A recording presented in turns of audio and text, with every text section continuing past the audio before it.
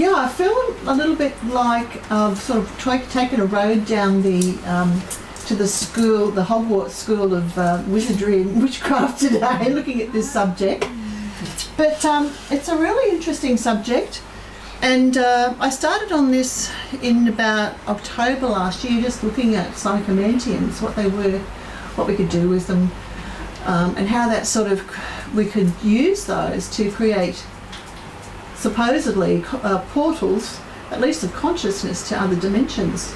And that's why we're here, looking at the afterlife and actually looking at consciousness and dimensions, because we don't know exactly where the afterlife is, but it seems to be some sort of other dimension. And I guess the other thing is we're looking at what it can teach us about human consciousness too. In parapsychology and spiritualism, a psychomanteum, it's a small enclosed area that's darkened and with some sort of reflective surface, usually a mirror, and a candle, a single candle there. So you're looking into a mirror, but you can't see your own reflection. And as you gaze into the mirror, people have all types of interesting experiences, not to mention that they see and communicate with deceased loved ones. So that seems to be open up some sort of portal somehow to another dimension, okay? They always include highly polished surfaces, so sometimes people will use bowls with water. They'll use the mirrors, like I said, they'll use some sort of shiny surface. You can even use a television. As long as you're sitting in a place in the dark with a single candle in the room, but you don't see your own reflection in the screen, okay? We'll talk a bit more about that later, and actually Barry's going to talk a little bit about that. So psychomanteums are used in necromancy. You've heard of necromancy? A few of you have, I'm sure. Which is a practice of magic involving communication with the dead.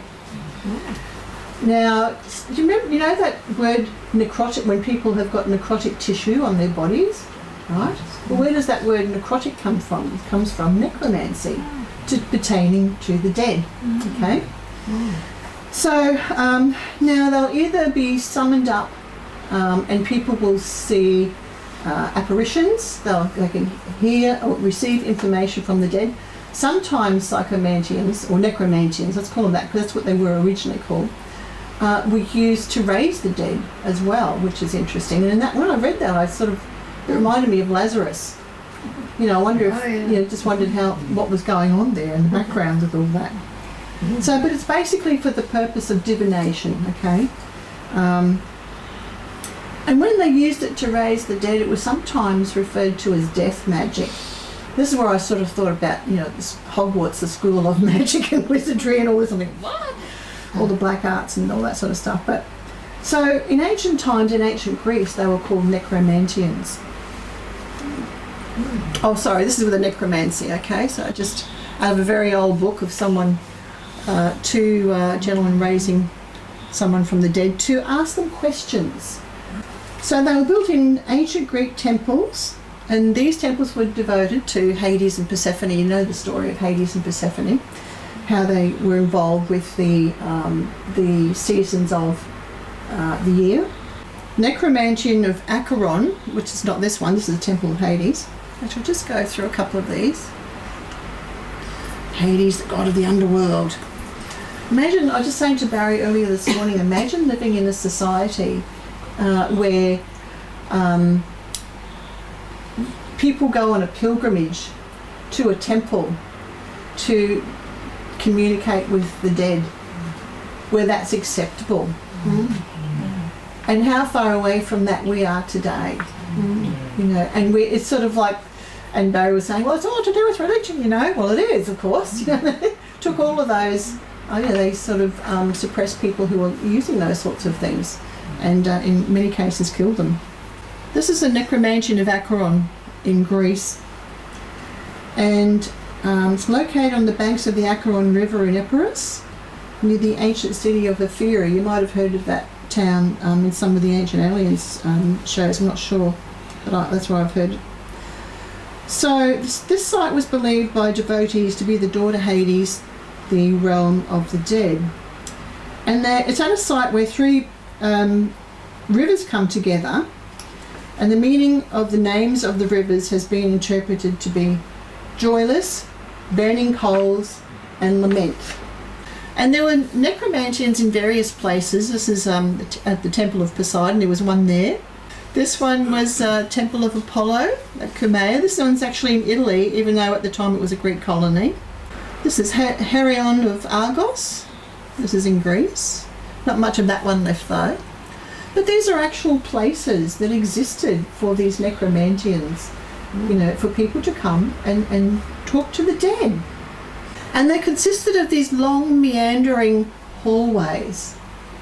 Okay, and I think these were part of the process of preparing people for their experience, or the experience they were going to have. So here's another example of a hallway. So they're walking down these long hallways. Now imagine they've gone down into these temples, right? In the dark, they're very, very lightly lit. They go down into the ground. And these long tunnels here, they would be filled with water when you got to the end. So there's that reflective process, right? And what in some cases I was reading that they would sometimes use, they would create smoke. So the smoke would come up and in this altered state of consciousness, which was brought on by the process of going down these tunnels, they would have visions in this smoky haziness that would reflect down onto the water as well. Some of these were in the corridors. Can you imagine lights flickering in the dark with that face? I mean, you know what it's like when you put a torch on your face like this at night, you know. And all these unusual figures on the walls. So that's where the faithful went to talk to their dead ancestors anyway. They also used to have elaborate ceremonies where the people seeking to speak to the dead would start by gathering in the temple. Then they consume a meal of broad beans, pork, barley bread, oysters, yak, and a narcotic compound, and that of course is the key, right? So in that way I guess you could relate it a bit to ayahuasca, the use of ayahuasca or DMT or something like that. So following a cleansing ceremony, they go through this series of tunnels, etc. Pose a series of questions. Sometimes the people who were helping in the temples, they would hoist up the priests on these rigs where they'd make them fly through the air. So can you imagine the whole thing coming together? Theatrical. Very theatrical, you know, but very shamanic. Very shamanic, because shamans use a lot of theatre as well, right? Which is interesting in itself. So today, people, and not many, but people do use psychomanteums for all sorts of things which involve that mirror. And Dr Raymond Moody, the near-death experience researcher, he coined the term NDE in 1975 in his famous book Life Afterlife. He read about this and he thought, I want to use this, because he's a psychologist, I think he was, yeah. And so he was counselling people. He wanted to use it for grief counselling. That's how he started anyway. He set up some psychomanteums in his house, but he didn't consider people's experiences they had to be evidence of the afterlife. He thought it was all psychological, okay, which, let's be real, it probably was a lot of it. Until he had his own experience, as these things go. So the idea was he'd have this darkened room, and that he would sit and, first of all, he would sit and talk to people for a while, why they want to see, who they want to talk to, why they want to talk to the dead, what they want to know, all those sorts of things. So they go through a counselling session to start with. And then they'd go into the Psychomanteum. And then they'd sit there for a couple of hours, up to a couple of hours, in one case up to 4 hours. And they'd just be gazing into this mirror, into this dark mirror. And you've heard of mirror scrying and black mirror gazing and all that sort of stuff. And because he was doing this himself, and when he did it, nothing happened. But until sometime later he came out, and in the middle of the living room he saw his dead aunt.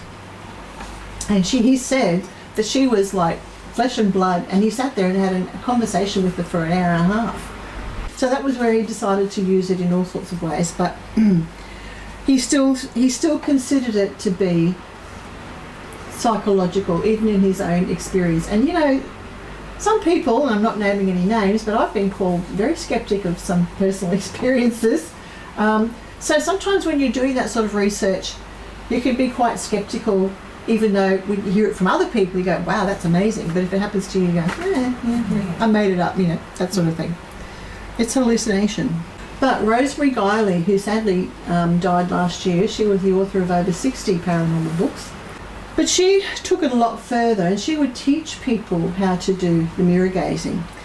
And she said that mirror work attracts deceased friends and loved ones, spirit helpers, angels and guides. But when she was teaching classes, all these people would report all these paranormal type of events that would happen. And they'd hear, you know, they'd be hugged and touched. They'd hear, there was one case where there was a woman who'd come to communicate with her deceased shamanic teacher or mentor, and Rosemary didn't know it at the time until later, but while they were doing it in a group, Rosemary herself could hear drumming. And the woman came up to Rosemary later and told her that she was actually Native American and why she was there, and that she had heard drumming, because Rosemary confirmed that she had heard it too. So there is other sorts of paranormal experience events that can happen when people go into these altered states of consciousness. And for you guys, that's nothing new, you know that. But it is interesting. And other things, footsteps, chanting, choir singing, gods, goddesses and angels manifesting in the room, participants touched and hugged, all sorts of strange things. She said the mirror is treated as the doorway or bridge to the afterlife, and black mirror scrying turns the individual on psychically. And that's interesting. When people have personal experiences, as you've heard me say a few times, I'm sure some of you know anyway, that you can have an event happen and these psychic abilities can kick in. And people have told me, you know, like they've had a close encounter with what they think is an ET, and you know they'll develop all these other things. They start to see dead people, or they'll have these really vivid dreams, or that are meaningful and contain information, a message of something, or they'll develop precognitive abilities, all those types of things, and it all gets switched on. And she talks about an afterglow. This is what I was just talking about. Afterglow of black mirror scrying. We have meaningful dreams. Inspiration happens a lot more for them. They're guided by a lot of things. Have waking visions, so they actually see apparitions and all sorts of things in front of them, and those psychic phenomena. Also, she says that they've had people who've obtained information about their past lives, look into the future, and they can access the Akashic records. And the person who's using the Psychomanteum in her work is Dr Rebecca Mers. I find her very interesting. And she had a client had a history of parental abuse by his father, and he came to use the Psychomanteum because he wanted to understand his father's abuse and resolve his feelings. So he wanted to communicate with his father, but something really interesting happened with him. When he was sitting there and gazing into the Psychomanteum, he became his father. He said, I was him. I could feel him. I could see things from his perspective. I could understand what was going on, what drove him to all this. So somehow he was able to take on the consciousness of his father, which I found fascinating, really fascinating. And he said he could see things through his father's eyes as if a movie was playing. And so he embodied this energetic shift of being his father, and from that he could move on. Now, Psychomanteums can also be used as a paranormal investigation tool. I just put this in because I thought, well, you know, we've got the story of Snow White and the mirror that talks to the Queen, mirror, mirror on the wall, you know. And I thought, well, yeah, there are actually a few fairy tales involving mirrors that I've read over the years. They're not as well known as Snow White, but and of course you have, you know, the dark mirror, the dark.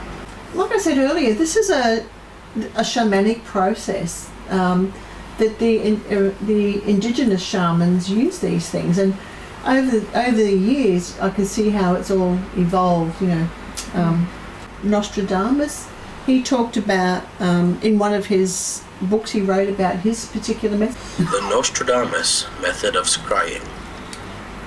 Nostradamus himself describes his method of scrying in his book Les Prophéties, or The Prophecies. In his own words, translated into English, Nostradamus describes how he began each session by relaxing himself in front of a brass tripod.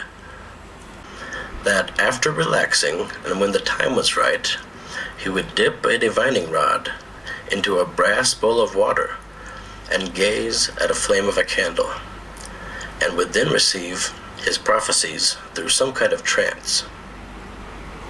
A divining rod is simply a Y or L-shaped wooden branch or stick historically believed to have divine powers. I've just written myself a note here. Can random stimulation with the eyes opens up pathways in the mind that you don't normally use? So if you're, it's a bit like I was thinking about the girls who are looking at the doing the Psychomanteum for the paranormal investigation, and they saw this sort of smoke come up one particular side of the mirror. I was talking before about how when people have particular events that happen, unusual events that happen, that it can, trigger other paranormal things. And I know that from people I've spoken to over the years that even if it perhaps isn't real, it can trigger those things too. Mm-hmm. So part of it is the belief about it, or the shock of it, or the open-mindedness about it perhaps. I don't really know. Mm-hmm. But people have said to me over the years that they saw something they thought was a UFO, a real UFO, which what I thought was, it sounds like a satellite to me, but they saw it and I didn't. But I did really think, 90% probability that it was a satellite going across the sky. But then I'd stay in touch with them for a few months on and off, and their life would have changed, regardless of whether it was real or not. And to me, that's really fascinating in itself. So if we look at the power of the Bible, for example, and when it was written, let's think about the times that it was written. And it's a combination of history and politics, and also things that people were seeing, events that were happening that seemed to be paranormal to the people who wrote them, some of them. The power of the Bible could hinge on the prophetic state of mind out of which that text emerged. So perhaps the people, and the saints I'm talking about particularly, or the apostles I should say, when they were writing about their experiences, they were primed for more experiences to happen. Because they'd seen things for a start, that perhaps then primes them to see more. Mm-hmm. So could we really be accessing a portal to another dimension of existence when we have these experiences? Well, Terence McKenna says yes. Okay. He believes that the human mind can create a portal to another dimension wherein we can gain access to the true nature of reality. Nikola Tesla says, my brain is only a receiver. In the universe there is a core from which we obtain knowledge, strength and inspiration. I have not penetrated into the secrets of this core, but I know that it exists. Rick Strassman, of course, he studied the effects of DMT. Is produced in childbirth, as it exists in all mammals. It can be produced from near-death or during near-death experiences, and a lot of the near-death experience research that I've read says that DMT is actually the tool for those experiences to happen.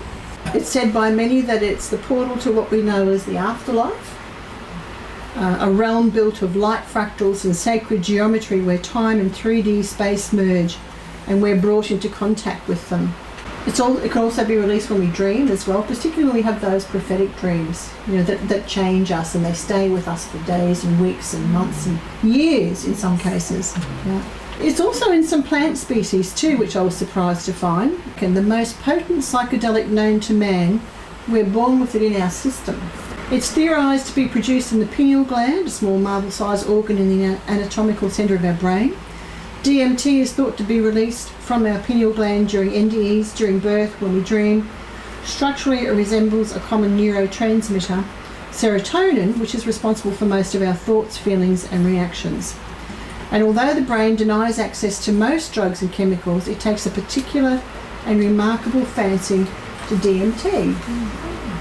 I remember this reading about the Siberian shamans who drink the urine of reindeer, who eat the Amanita muscaria mushrooms. So the reindeer eat that. It doesn't seem to affect, or actually it does affect the reindeer, I say, but not as much as a human would be, I suppose. But somehow when the animal eats it, it removes the toxic effects that it would have on a person, and you just have the psychedelic effects. Rick Strassman was the head of the most well-known DMT study known today. His volunteers experienced the most profound experiences during the trials, ultimately shifting Strassman's own beliefs about life and our existence in the universe. And he says, the most interesting results were that high doses of DMT seemed to allow the consciousness of our volunteers to enter an out-of-body, freestanding, independent realm of existence inhabited by beings of light who oftentimes were expecting the volunteers and with whom the volunteers interacted. So they are expected. Interesting. So he talks about what he calls channel normal. So we normally have this channel of consciousness that we're picking up on, right? Our normal range of consciousness. He says the brain is a receiver of a particular channel of consciousness as opposed to a generator. We have receptive sensory organs to receive vibration, pressure, temperature, acoustics, acceleration, sight and olfaction.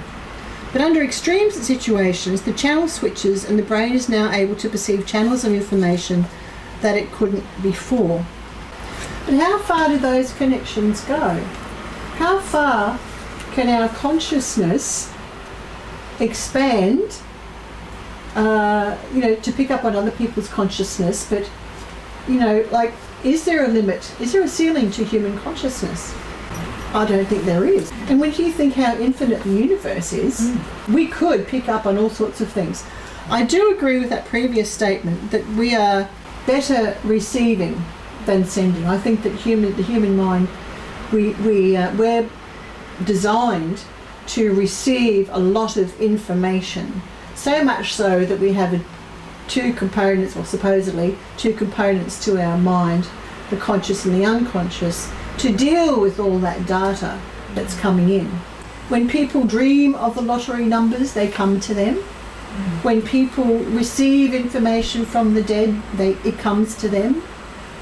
I don't know how much of our consciousness is actually going out of ours, but what about, an advanced society out there? Or the case which I've told you about, the very first meeting I had with this group of the woman who had a vision of this 12th century knight that was reaching out to her, and who was alive at that time, but in the past, in the 12th century, and she was communicating with him. How far do our connections to everything go? Because the shamans teach about us having connections to everything, energetic connections to everything. People who've done Reiki would have been taught the same thing, that we exist in an ocean of energy and we're connected to all sorts of things. We plug into the worldwide web of consciousness that shamans call Great Spirit. But how far does it go? If we could reach out through using various devices like a Psychomanteum, for example, we could just go forever, I suppose. We could communicate with beings on the other side of the universe. A lot of people had their own experiences of what they feel is divine connection, divine communication, taking us to other worlds, other dimensions, other states of existence, and using a Psychomanteum to do that. Now, I was just thinking before while we were having a break that they recommend that you don't sleep with a mirror facing you. And I remember now that in history there was a lot to do with, in Wicca, that they would always cover reflective surfaces, mirrors, etc., unless they were actually using them for all sorts of reasons. One could be for psychic spy, could be beings, looking at you through the mirror, who could be reaching back from other realms and other dimensions to us through that thing. I don't know.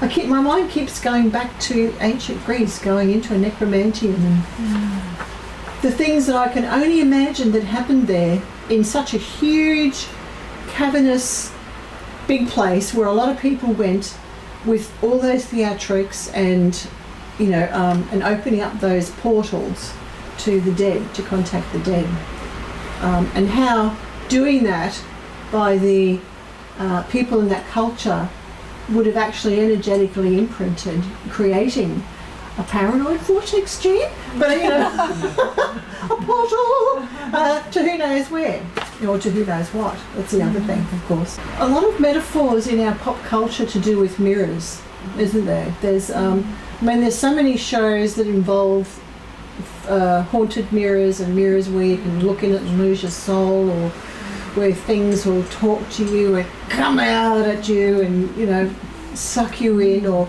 there's been shows, sci-fi shows, where people, like a mirror will be like a time portal and people will step through but they can't get back, and all those sorts of things. You've got to wonder where all that history in our pop culture comes from in relation to mirrors. And I think it all dates back to the ancient Greeks and how that's moved through time to our current day. And I have read cases where with spontaneous human combustion, that the only thing that survived in the room, people had died but the only thing that had survived in the room was the mirror. And you think it'd be the first thing to go from the heat. Just going back to those ley lines with the crop circles, I'm thinking, because they're often found on the ley lines, and on the ley lines are the temples or the sacred sites, right? Yeah, which these ones that I was showing you before in Greece would have been as well, I'm sure. When those ley lines cross, like they often go parallel, but they will cross, that's where, I know some of you UFO people know this, where all the strange phenomena can occur, right? And I'm thinking that may have had something to do with what activated the Psychomanteums as well in Greece, for example. It was sort of like it set up the environment for those particular things to happen. But why is it when ley lines cross like that they actually, well, I know my friend Leonie, who was looking at crop circles, they used to call them whirlies. The croppies call them whirlies. So why is it that happens, those events happen there? It's like stronger. Stronger. But it's like a vortex. What changes in that?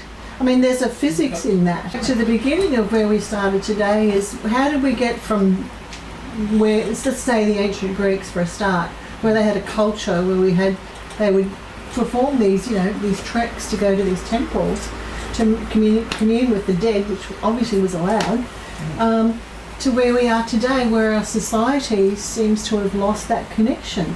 Anyway, I'm going to call it short today because I think we've run out of steam with this subject. But thank you all for coming. Thank you. I hope you enjoyed it. I hope you got something out of it.